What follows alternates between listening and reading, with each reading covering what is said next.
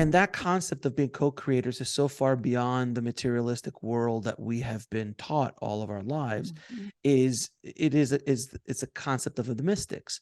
But now, again, because of quantum physics, and I've had multiple quantum physicists on talking about Mhm. these kind of things, uh, it's they've discovered now that as you if you keep going down and down and down, deeper and deeper into a molecule, down to an atom, when they get all the way down to there's nothing but space and energy. There's nothing really so they're like, well, what's holding us together? What makes a table a table? What makes Alex Alex? What makes Betty Betty? Is it consciousness? And then that starts opening up another conversation.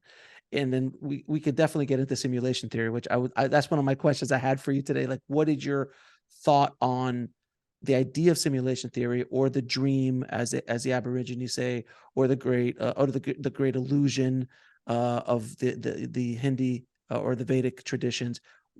They're all the same in my eyes. Like, simulation theory is the same as that we are living in a dream state. This is not reality. Reality is Mhm. really the other side, where our souls live. What's your Well, idea of that? well, I think that it's true that we have a source that is first. It's prior to everything here. I mean, uh, physicists say, yes, that everything that exists in the material world has a source in the non-material dimension. And we realize that we have our source in a non-material dimension, in the subtle world or the spirit world. And, I've often thought about that. I mean, we can call it anything, but we have created this reality in order to play these games, of these sacred games of loving and becoming conscious and learning everything we can. I mean, if we're the divine on the other side, I think when we come in and we meet each other and it's exciting and we learn and we love in 1,000 or infinite numbers of ways, how exciting. That's a divine game that we come in and play this. We can call it not reality. I think it's I think it's a reality we create Mhm. for for various purposes, but our source is the subtle world or the quantum field. What I love is that physicists describe the quantum field as this vast, eternal, infinite sea of light. The foundation is light, it's vibrating energy. And the mystic also says it's a dazzling sea of light and vibrating energy. And so the mystic has always known about the quantum field, the field of fields, our source. But they have described it in feeling heart ways, whereas the physicist is describing it more in intellectual ways. But now we see it's the same field. And I Mhm. think out of that field, we have the potential to do anything. Agreed, 110%. Mhm. Now, I would love to hear your thoughts on so many of these ancient sites that are being discovered around the world, that it's kind of showing us our timeline is shifting. I think is it Kokopele or Tepe, the one in Turkey that's they've aged that back to about 11,000 years, which then throws our entire human timeline out of the whack. And then there's other sites that are being they're being dated down to 40 or 50,000 years behind. Then, like, well, if what how could humans build Mm. this technology, things like that. But this knowledge is starting to come up where it was hidden for many years, and it's becoming mainstream. Even shows on Netflix are talking about these I sites, and which know. is so exciting. Why do you believe? Well, first of all, I'd love to hear your thoughts on it, and secondly, why do you believe that this is the time that this information is starting to come out in the mainstream, not just in academia? Mhm. Like, it's really coming out in the mainstream now. Well, it's probably less so in academia Yes, because yes, you're absolutely right, actually. they deny everything. And for instance, I knew Maria Gimbutas, who was the archaeologist of old Europe, discovering a whole world we didn't know about, completely different, much fuller symbolic system. And now they're trying to get rid of her in the university. But back to this, yes, this is very exciting to me. All of the archaeological discoveries from the cave cultures on, and Göbekli Tepe, and Göbekli Tepe, so, yeah. and also in Indonesia, what is that? The Gunung Padang, I think it is. Yes, And that could be amazing. this could have happened at the same time of the cave cultures.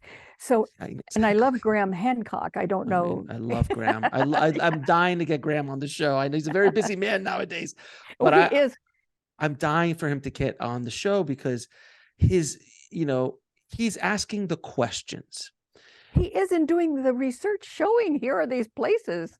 but he's asking the questions that traditional or mainstream archaeologists don't want to ask because it screws with their knowledge or their understanding. But that is the history of man. Galileo was, he was talking about stuff and he couldn't say it because they couldn't accept those ideas because it shifted their entire reality.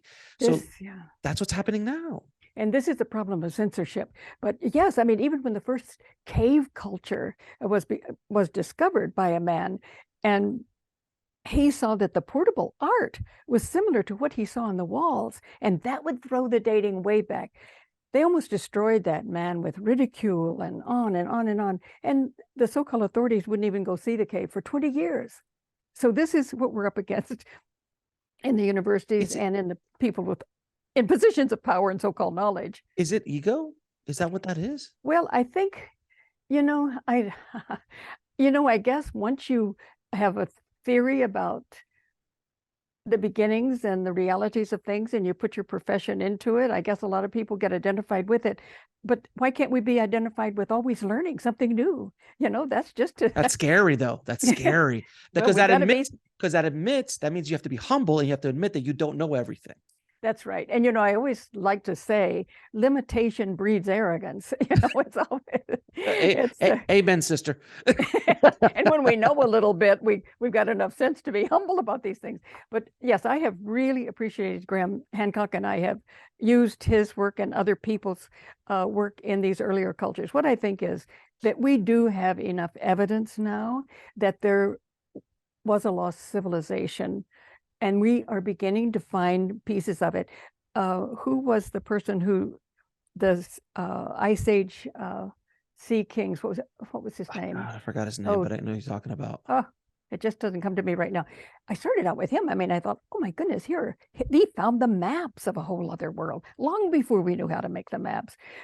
Hapgood, Charles Hapgood. yeah. When Graham talks about that in that show, he's like, how is Antarctica on these old maps when no one knew that Antarctica existed? We didn't figure it out till like the 1700s or something like that. I know. So I think the evidence is it's coming in all of the time. We're finding older cultures. Now, why is this happening now? Well, I addressed that in the introduction of Merchants of Light, because this is the phenomenal thing that is happening. We also discovered, independent scholars discovered shaman mystic traditions we didn't know about before, basically in the 20th century. Now, we knew about the cave cultures before, but we didn't really get any sound theories and more understanding until 20th century. So all of this knowledge is coming in the 20th century. Then we have these rogue people, thinkers, who are going outside the system and looking at what has been discovered by archaeologists. And that's what I like about Graham Hancock, is that he's done films now of, these places that have been discovered and pointing out what is absolutely significant in them. So I think people like that are very important to us. But I think also what is happening is that the darkness is also surfacing at this time. This horrible desire to control the whole globe, the technocrats who want to have a 1984 Brave New World and merge us with machine because we're not worthy to be alive. Human beings are flawed, all the way from the Deuteronomist, which I'm sure they don't realize, they're still playing that game, is that the human being is flawed. No, the human being is not flawed. We have the potential to experience who we are, cosmic consciousness, but they don't know that. So all of this is coming up now. We'd say, oh my God, I didn't know that there was so much this or that or the other thing. Well, we can't avoid it now, all of this darkness. These are our brothers and sisters who are the result of the centuries of censorship and false narratives. And that's what we're up against.